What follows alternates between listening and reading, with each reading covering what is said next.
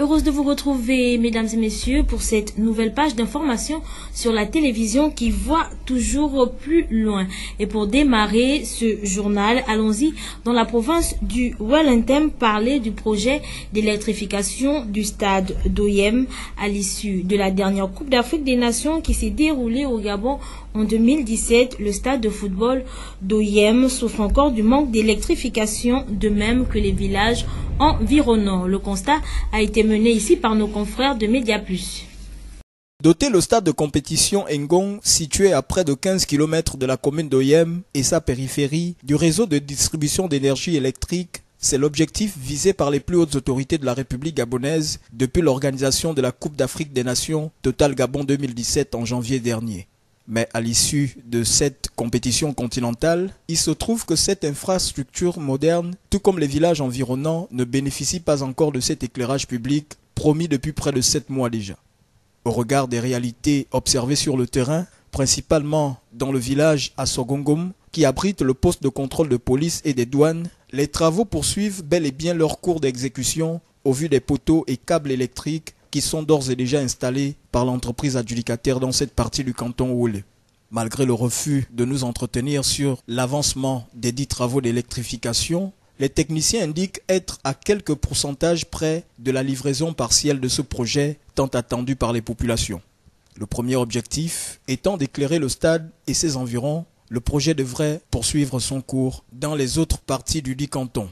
Cette extension d'éclairage public dans la capitale provinciale du Wellington devrait dans sa première phase des travaux permettre aux habitants des villages Adzabikat 1 et 2, à Sogongomo et Soukzabville, en passant par le quartier Akok Barrage, de bénéficier de cette énergie tant attendue par ces derniers. La seconde phase, quant à elle, devrait certainement attendre les tout prochains mois pour satisfaire les autres villages environnants. Après la province du Wellington, place à celle de Logoué maritime au quartier centre social. Un compatriote procède volontairement au curage des caniveaux sans demander une quelconque rémunération, un geste salué par plus d'un dans ce micro-trottoir réalisé par nos confrères de Média Plus. C'est une bonne idée qu'il a eue de travailler sur les canalisations. C'est un bon geste symbolique pour un citoyen gabonais. Personne ne peut pas le faire. On lui remercie sincèrement. Ce n'est pas l'État qui doit tout faire. Nous-mêmes, on peut le faire aussi. On peut aider l'État. C'est un bon citoyen gabonais qui a le foi de travailler. Donc, il n'a qu'à travailler. Laissez du travail tranquille. Si tu as 100 francs, tu la donnes pour qu'il boit sa regarde. Ah, il fait ça seul, hein? Oh, mais c'est pas bon. Pourquoi les autres ne lui aident pas? Ce qu'il fait, c'est bon pour que l'eau passe. Je lui encourage pour qu'il travaille bien. Que bientôt les pluies, quand il pleut là, tout ça inonde. Les véhicules, les passants, personne ne peut traverser. Donc c'est le bon moment qu'il faut le faire pour faire couler les eaux. Autant de le faire et que tout le monde participe. Ça contribue à la sécurité de tout le monde, hein, la propriété aussi. Quand il pleut là, vraiment, personne ne peut traverser. Hein. Beaucoup de l'eau qui inonde. De retour à Libreville, parler de la journée citoyenne. Le premier samedi de chaque mois est consacré à cette journée. En dehors des membres du conseil municipal de Libreville, les ONG de la place étaient également dans la danse, mais les populations, elles, demeurent insensibles à cette opération. Euphrem Biyogo Edzo pour le reportage.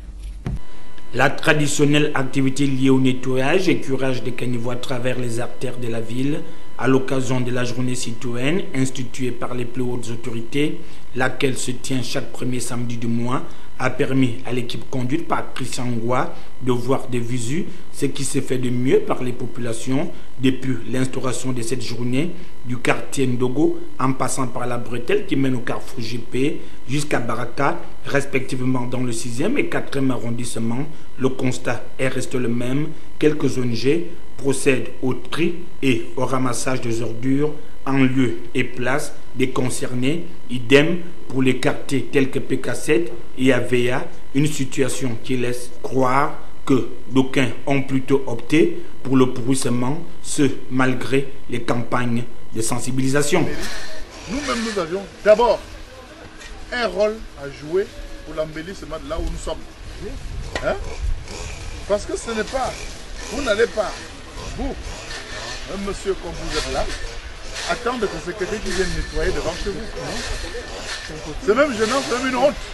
C'est une insulte même pour vous. Que ce soit quelqu'un d'autre qui vienne balayer devant votre maison. Hein? Mais qu'est-ce que nous faisons? Qu'est-ce que nous pensons nous-mêmes pour nettoyer, pour rendre là où nous sommes propres et vivables? Parce que l'inconvénient qu'il y a dans ça, les premières victimes, c'est d'abord nous-mêmes. C'est nous-mêmes, nos enfants qui vont là. Ce n'est pas le maire qui vient de là où il est en premier là-bas, qui est victime de ce qu'il y a là. C'est d'abord nous-mêmes. Hein? Des campagnes qui sont sans cesse relayées par les auxiliaires de commandement, outrés par l'incivisme des populations, des amendes ne tarderont plus à tomber. Nous sommes en Europe et une ruelle qui est obstruée par des ordures. Ces ordures ne permettent pas aux autres usagers de circuler. Donc, au jour d'aujourd'hui, je demande aux populations d'Ondogo de ne plus jeter les ordures sur cette ruelle, car cette ruelle nous sert à tous, véhicules comme piétons. C'était également l'occasion pour le maire adjoint de la commune de Libreville de revenir sur le comportement des populations quant à la non-application de la mesure portant sur cette journée. Nous l'écoutons au micro de Frem Biyogo Edo. Nouvelle mesure à prendre jusque-là au niveau du bureau du conseil municipal de la commune de Libreville. Nous avions commencé la sensibilisation et qui continue. Aujourd'hui, c'est les chefs de quartier qui sensibilisent à travers les médias. Mais le constat qui est fait, c'est que les populations ne se sentent pas concernées, ne se sentent toujours pas concernées. Et au niveau du bureau du conseil, nous allons nous asseoir. Les textes existent, mais nous ne voulons pas directement aller à ce niveau-là. Il faut que nous nous concertons. Et à partir de ce moment, on prendra les décisions qui s'imposent par rapport au comportement incivique des populations dans la commune de Libreville. Pas d'amélioration du tout, ce n'est que quelques ONG qui, en fonction de leur calendrier, qui essaient de faire ce qu'ils peuvent faire à leur niveau, mais au niveau des populations, parce que ce n'est pas les ONG qui nous intéressent le plus.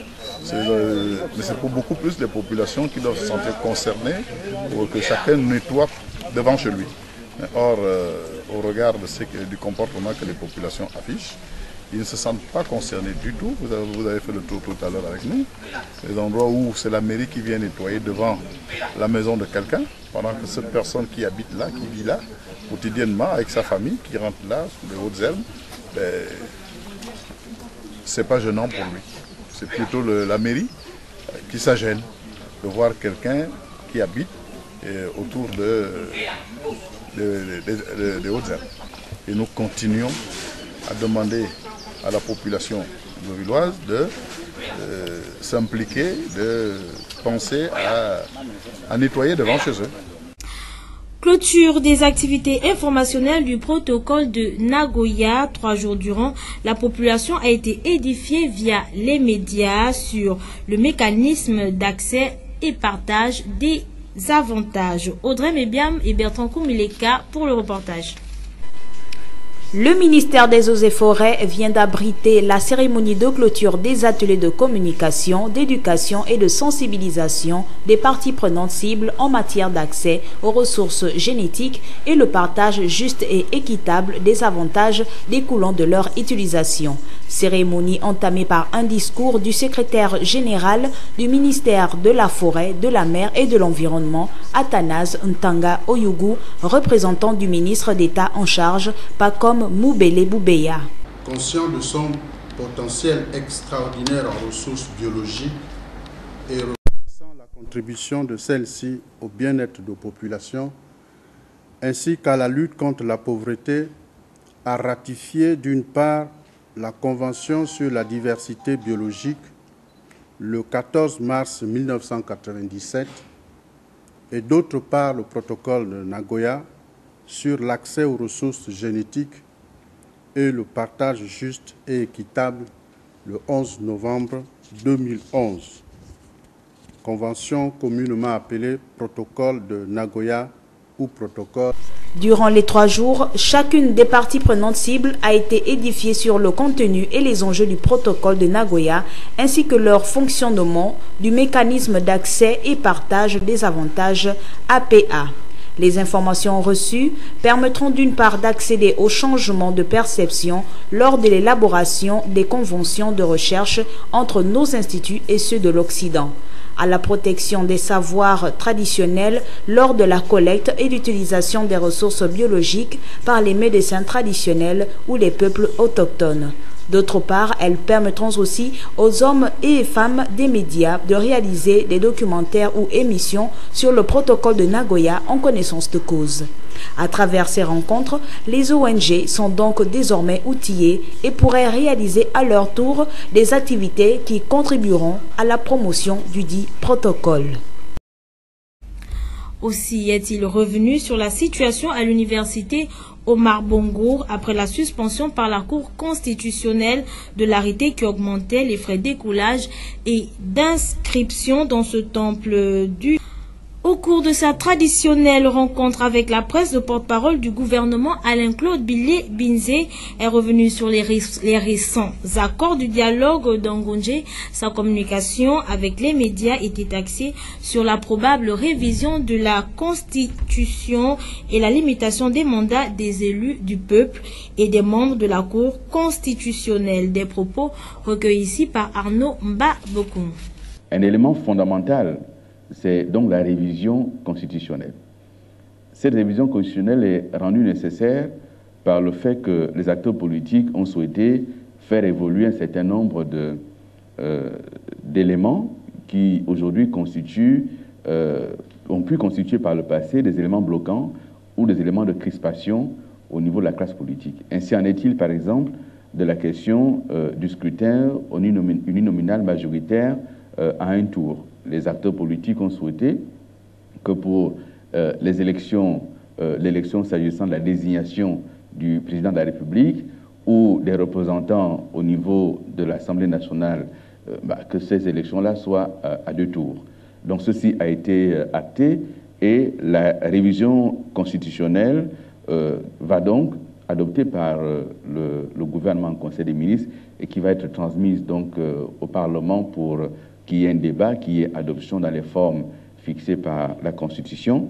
Après, bien entendu, avoir consulté la Cour constitutionnelle, parce que c'est ainsi une obligation de la Constitution. Donc, on va fixer cette question d'élection à 2 tours.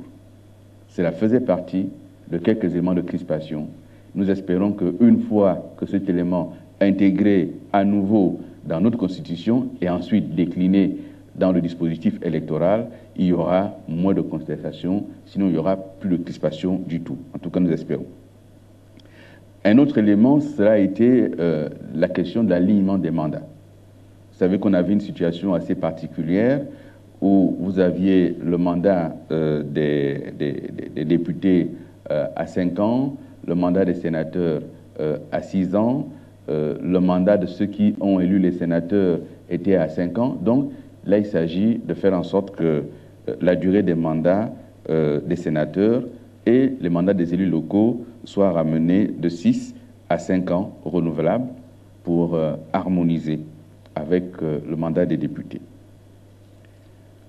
Un autre élément qui a été longuement discuté aussi bien dans la phase citoyenne que dans la phase politique concernait la Cour constitutionnelle, dans son mode de fonctionnement, dans la désignation de ses membres, dans la question du mandat. Là aussi, c'est une question qui trouve réponse dans la révision de la Constitution et les membres de la Cour vont donc voir leur mandat limité à 9 ans. Limité à 9 ans et au terme des discussions d'Agonje actées par le projet de révision qui a été adopté au niveau du gouvernement, ce serait un mandat de 9 ans non renouvelable.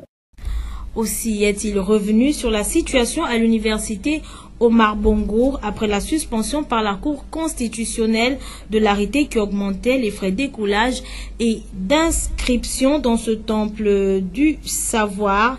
Il a également expliqué les motivations, sinon le bien fondé de ce décret. Écoutons-le à nouveau au micro d'Arnaud Mbabekoum. Je pense qu'un autre élément qui a cristallisé l'attention de la presse et de l'opinion publique a été la crispation et les mouvements d'humeur que l'on a observés principalement à l'université Omar Bongo autour de la question de l'augmentation des frais d'écolage.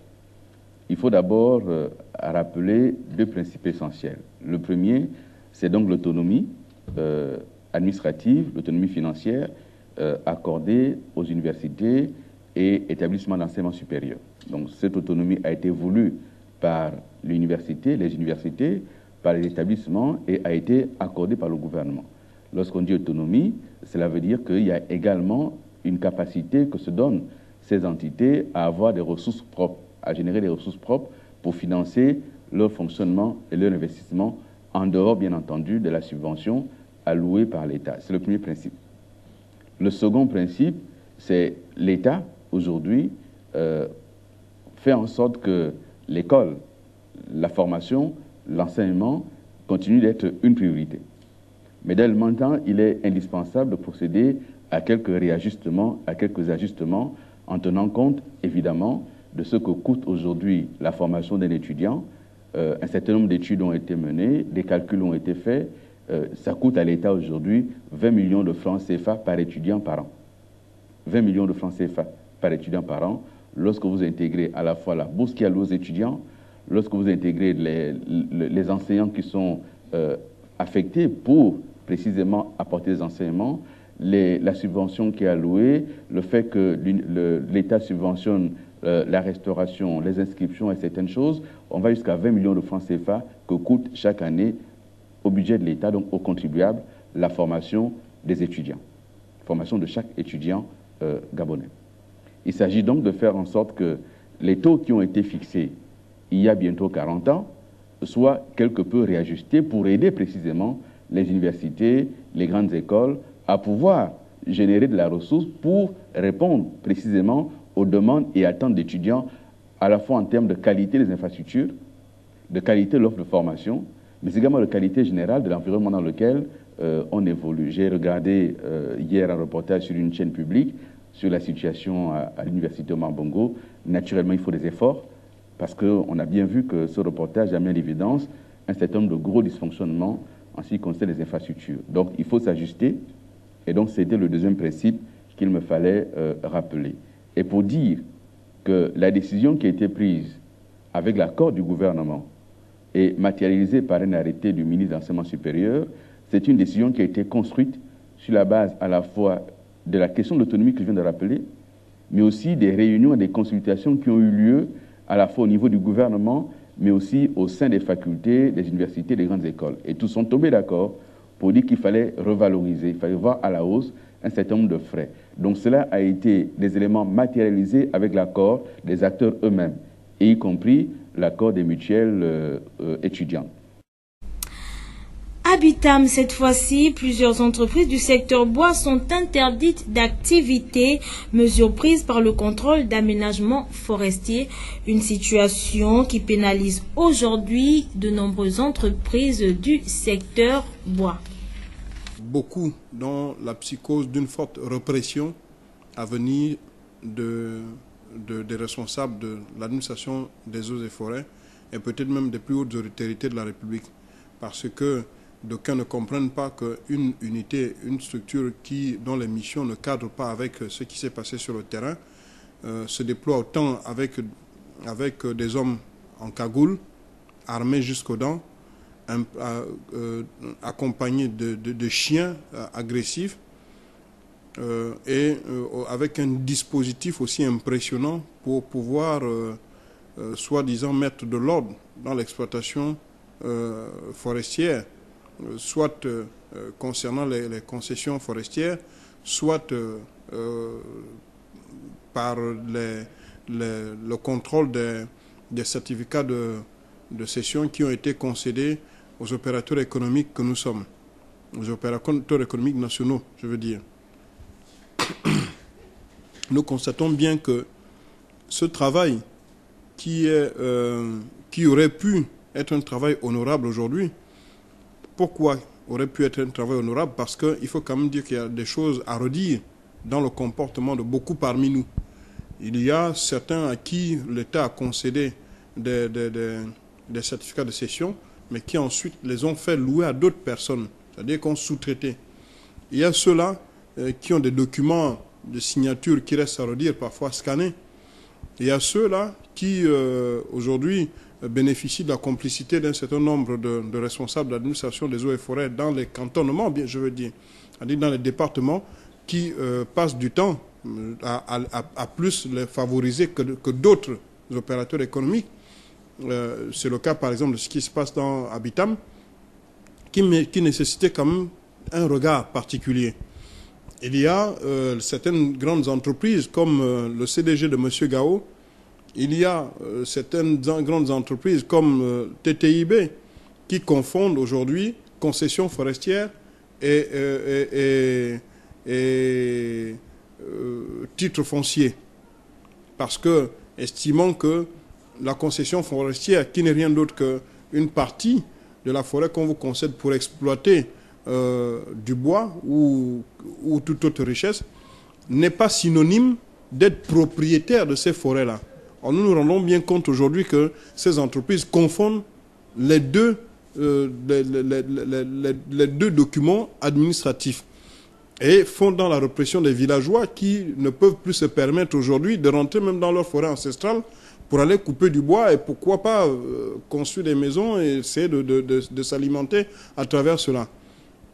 Nous pensons que si le travail avait été fait dans ce sens-là, si cette unité, qui est un projet, avait eu pour orientation ce genre d'activité, je pense que les populations de Wellington, les opérateurs économiques et les autorités administratives auraient accompagné ce genre de personnes, ces responsables-là. Or, ce n'est pas le cas. Nous avons aujourd'hui des entreprises comme le propriétaire de Soliga, des entrepreneurs comme le propriétaire de Soliga, ou GIB, M. Wang, qui passent du temps à se disputer les bois dans les forêts avec des Gabonais, alors que la réglementation impose que seuls les nationaux peuvent obtenir des certificats de cession de moins de 500 mètres cubes de bois. Or, vous avez des Chinois comme ça, là, des opérateurs économiques qui ont déjà des concessions forestières, qui ont des certificats de cession de 60, 100, 200 mètres cubes de bois et qui se les disputent avec nous, pauvres petits exploitants en herbe, ce qui est inadmissible. Et cette situation-là nous bloque parce que nous sommes tous confondus et nous croulons sous le poids des dettes. Certains d'entre nous sommes endettés aujourd'hui à près de 80 millions de francs de dettes. Entre-temps, dans la commune voisine d'Ovando, l'heure était à la tenue du conseil municipal. Les conseillers auront eu pour mission l'examen du budget primitif 2016, lequel a été adopté à 100%. Depuis plus d'une semaine, nous débattons sur l'examen du compte administratif exercice 2016. Donc le compte administratif, c'est le contrôle de gestion que les conseillers exercent sur leurs collègues, donc le président du conseil municipal. Donc, au sortir de là, après examen, le compte administratif de l'exercice 2016 est un compte positif. Il est excédentaire de plus d'1 milliard, donc 1,172 milliard 636 697 francs CFA. Ça, c'est pour l'exercice 2016. Et là, la commune d'Ovando accuse un compte cumulé de 8 milliards 448 millions 283 184 francs CFA. Il faut le souligner ici que ces milliards-là, c'est bel et bien une écriture comptable. Ce n'est pas de l'argent qui est là. C'est vrai que c'est ce que nous avons accumulé depuis que nous sommes là. Parce qu'il faut le dire que nous allons d'excédent en excédent. La mairie d'Ovando accuse des excédents budgétaires, ce qui prouve à suffisance qu'il y a la bonne gouvernance, la bonne gestion, que le bureau du conseil, avec l'ensemble des conseillers municipaux que nous sommes, nous travaillons la main dans la main pour le développement de notre localité. C'est grâce à ce travail fait avec efficacité que nous récoltons ces résultats positifs. Donc, je peux vous rassurer à travers vous qui allez les transmettre à nos concitoyens, que la mairie d'Ovendo se porte bien par rapport à ce que vous venez de vivre tout au long de ces débats durant 5 heures, parce que depuis le matin nous sommes là et nous en interne nous travaillons depuis plus d'une semaine en examinant compte par compte, chapitre par chapitre, article par article, en examinant compte par compte, chapitre par chapitre, article par article. Dès la semaine prochaine, la commune de Ovendo va aborder une phase assez décisive, les 20 ans de son existence. Qu'est-ce qui est prévu exactement? Je vous remercie. Effectivement, la commune de Ovendo a 20 ans d'existence et nous allons célébrer cet anniversaire. J'aurais voulu que cette question soit posée au comité d'organisation parce qu'il y a beaucoup de manifestations à cet effet. Nous allons ouvrir les manifestations avec une messe d'action de grâce parce qu'il faut rendre grâce à Dieu. C'est lui le créateur, c'est lui qui a voulu que tout ceci se fasse. Et à la suite de ça, il y aura des décorations pour les agents qui sont là depuis le commencement de cette administration. Suivront également des mariages collectifs, tout ceci sous le haut patronage de son Excellence, le président de la République, M. Ali Bongo Ondimba. Je vous invite à présent à suivre cette réaction du président du Morena sur la probable révision de la Constitution. Écoutons Luc Bongonsi. Constitutionnel, personnellement, ne me surprend pas. Elle ne me surprend pas. D'ailleurs, le fait qu'on envisage cette révision ne change absolument rien. La Constitution actuelle avait prévu, contient la Haute Cour de justice. Mais personne, jusqu'à nos jours, n'a été inquiété par cette institution qui en réalité n'existe pas. Elle est prévue par la Constitution, mais elle n'existe pas. Le président n'a désigné les membres de la Haute Cour de justice. Aucun président de l'Assemblée n'a désigné les représentants de l'Assemblée à la Haute Cour de justice. C'est tout récemment que le Sénat a pu désigner, mais les siens ne peuvent pas constituer en eux-mêmes la Haute Cour de justice. Voilà pourquoi je dis enlever le nom du président comme susceptible d'être inquiété par la Haute Cour de justice. Et sachez également que pour mettre en cause le chef de l'État dans la situation actuelle, il faut que ça soit la majorité du Congrès, c'est-à-dire Assemblée nationale et Sénat. Or, le PDG s'arrange toujours à avoir la majorité dans les deux chambres, à tel point que le chef de l'État ne peut pas être mis en cause. Je me demande même pourquoi lui, il s'inquiète aujourd'hui à vouloir enlever les dispositions actuelles. Parce qu'en aucun cas, et dans les conditions actuelles, le chef de l'État peut être mis en cause. Parce que je suis convaincu que les parlementaires dans notre pays aujourd'hui n'oseraient pas, compte tenu du climat. Certains pensent que la France pourrait intervenir dans nos débats. Non, la France a ses préoccupations en tant que France. Mais quels sont ceux qui font en sorte qu'il n'y ait pas d'indépendance au Gabon? Mais ce sont les grandes entreprises qui exploitent nos minerais.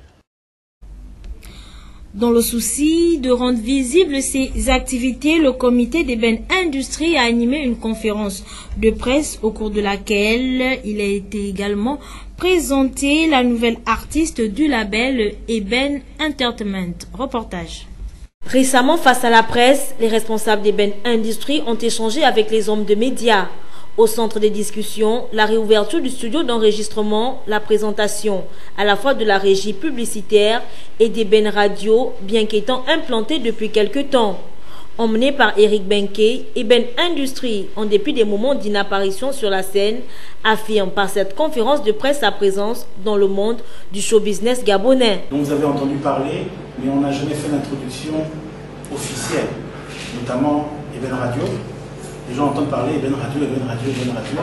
Les gens ont entendu bien sûr parler de Eben Entertainment. Et beaucoup me posent la question, pourquoi vous avez arrêté? Pourquoi ceci? Pourquoi cela? Et en fait, on n'a jamais arrêté. on a continué de travailler. Et bien une radio que tout le monde connaît sur la fréquence 105.0 est une radio FM. Mais nous sommes revenus à la FM parce que technologiquement, il y a 4-5 ans, notre version de l'application ne fonctionnait pas correctement. Par rapport à la mise en place et la volonté du gouvernement de mettre en place les nouvelles technologies, de développer les nouvelles technologies, et grâce à Gabon Télécom, la mise en place de la 4G, la 4G+, et de RTL, aujourd'hui, on a une application qui est maintenant fluide, qui fonctionne très bien et qui est gratuite. S'en est suivi la visite du studio et la présentation de la nouvelle artiste du label Eben Entertainment, dont voici un extrait d'une de ses compositions.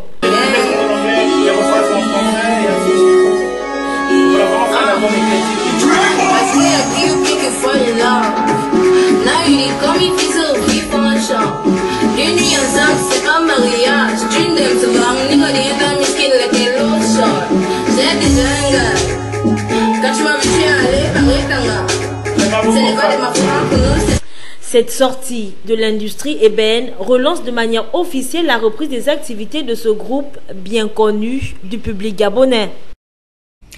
Nous ouvrons le volet sport de cette édition d'information avec ce stage de renforcement de capacité sur la sécurité au rugby destiné aux formateurs et encadreurs qui a eu lieu dans la commune voisine d'Ovendo, un stage animé par le directeur technique de la Fédération gabonaise de rugby. Les détails avec Inès Ngunga Mombo.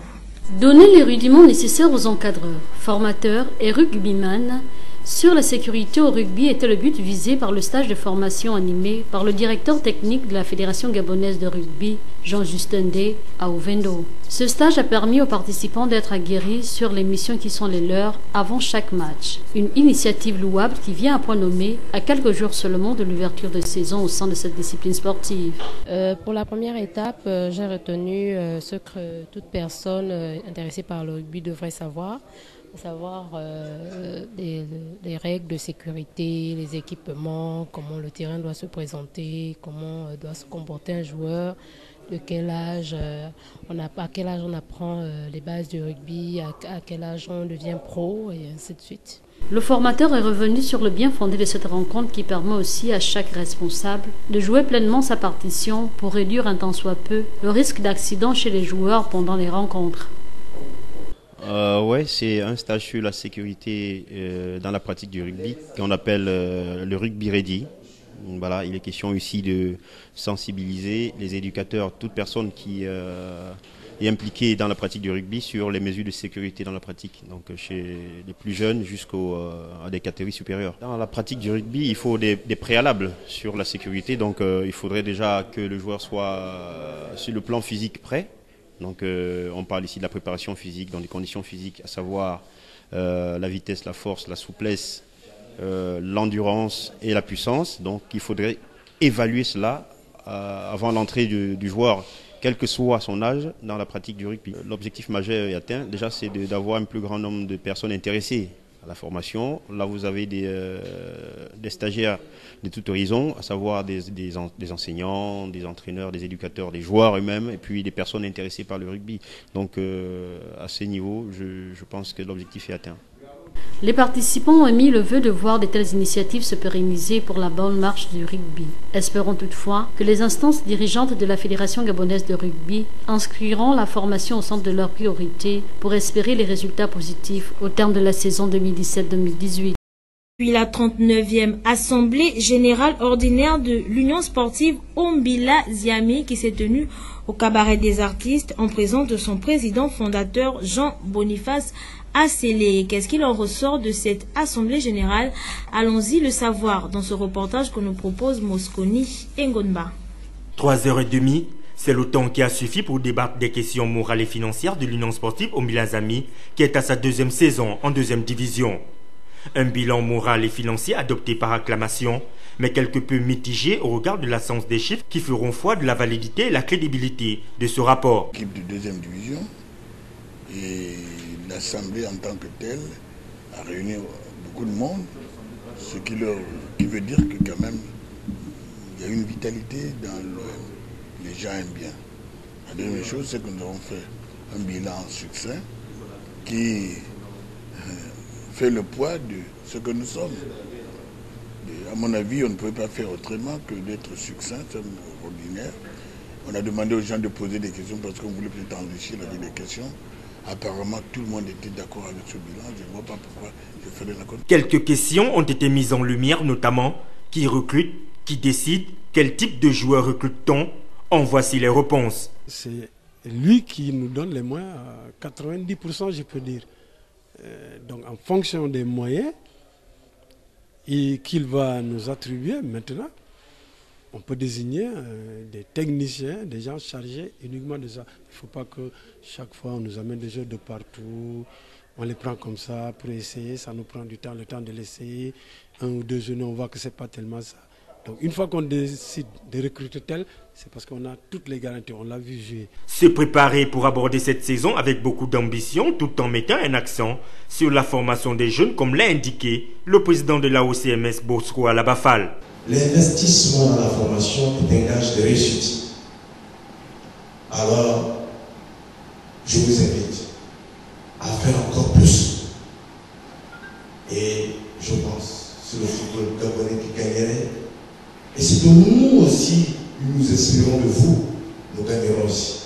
Un don de près de 15 ballons et un filet a été remis à cet effet pour la bonne marche des activités de l'USM en ce qui concerne la formation.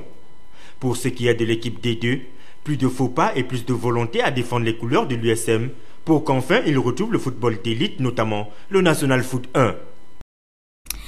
Et pour refermer cette page sportive, clôture de la tournée de l'Association gabonaise de la presse sportive indépendante, une tournée ayant connu son épilogue au siège de la Ligue nationale de football professionnel. Yasser Nicolas Ndon. La NFPG, la LINAF furent les avant et dernières étapes de la tournée organisée par la GEPSI, l'Association gabonaise de la presse sportive indépendante. Les objectifs sont les mêmes comme partout ailleurs, d'où les membres du bureau se sont rendus. 1 heure d'échange entre les 2 collaborateurs, preuve nette que les 2 parties comptent désormais partager les mêmes idées. Alors nous sommes heureux qu'on ait été conviés par l'Association gabonaise de la presse sportive indépendante. Fiers et heureux que cette association a pu penser aux footballeurs et se dire que ces journalistes désormais travaillent en synergie pour pouvoir parler d'une seule voix dans le métier du sport, pour pouvoir dire à tout le monde que désormais la presse sportive et désormais parle d'une seule. Nous sommes pour déjà que nous sommes aussi une association et nous savons la force que représente une association et que ces journalistes de la presse sportive aient décidé de se réunir en association est une bonne chose parce qu'elle permet justement à ce que la voix des journalistes sportifs, la joie des professionnels des médias, de la presse sportive indépendante puisse être entendue et que, avec la vision du président de cette association, j'ai nommé Rodrigue Bécalé, qui est de professionnaliser ces différents personnels de la presse, pour nous, nous pensons que c'est une bonne chose. Non, pas du tout, pas du tout. La GEPSI est une structure déjà que nous connaissons, parce que il y a quelques mois, elle nous avait saisi pour que nous puissions lui apporter un petit soutien dans une activité assez remarquable qui consistait à organiser un séminaire de formation. Et je pense que nous encourageons ce genre d'initiative. Maintenant, rester fermé, non, pas du tout. On a seulement dit qu'on était sceptique au regard du programme ambitieux qui a été dévoilé par cette structure qui fait, on va dire, non seulement dans la promotion de ses membres et des différents organes de presse qui la composent, mais aussi dans la recherche de la véritable information et de tisser un partenariat avec toutes les structures qui évoluent dans le domaine du sport en général et en ce qui nous concerne dans le football en particulier. Donc nous nous sommes exprimés avec le cœur, hein. On a dit ce que nous pensions au regard de ce qu'on a pu constater jusqu'à aujourd'hui. Mais qu'à cela ne tienne, nous restons disponibles et disposés à collaborer davantage tout en souhaitant simplement que les choses aillent dans le sens de la recherche véritable de l'information et dans justement la publication de l'information réelle, que les analyses se fassent de manière objective.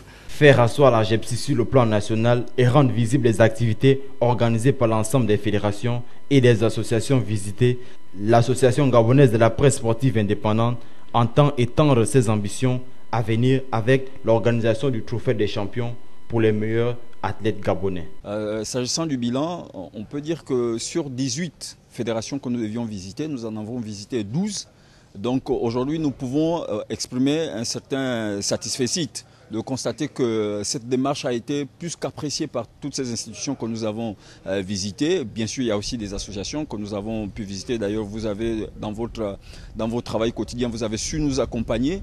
Et nous tenons vraiment à exprimer ici notre gratitude envers toutes ces fédérations et toutes ces associations qui ont daigné suivre ce programme que nous avons établi depuis le 25 et qui, aujourd'hui, nous le clôturons bien sûr avec la LINAF pour se rendre compte que tous les échanges que nous avons eus avec toutes ces fédérations ont été que des échanges très fructueux.